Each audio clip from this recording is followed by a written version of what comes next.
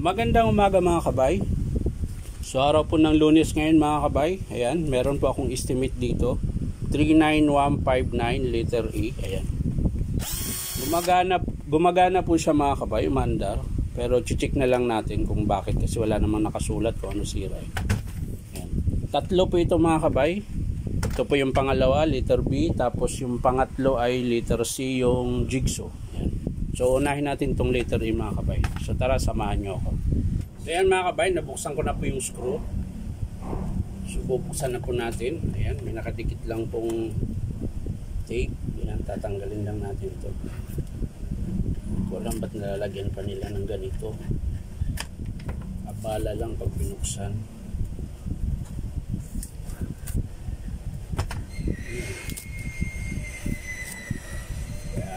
Isa pa palang screw mga kabay. Ayan, dalawa. Takpan.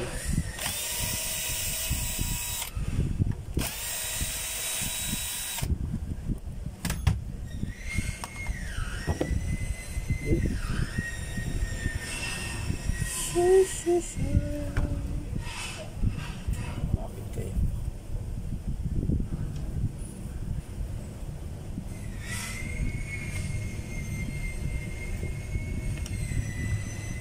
Selector, okay naman yung selector mga kabay. Tingnan natin yung carbon ng motor mga kabay. Ayun mga kabay, yung carbon po ng motor ay maiksi na po. Ayun, hindi po makikita mga kabay. So ang papalitan natin dito mga kabay sa cordless po na ito, yung ano lang po, yung motor maiksi na po yung carbon mga kabay. Ayan. Hindi lang makikita dahil nasa loob eh. Tatry ko nga mga kabay, lapit ko kung makita.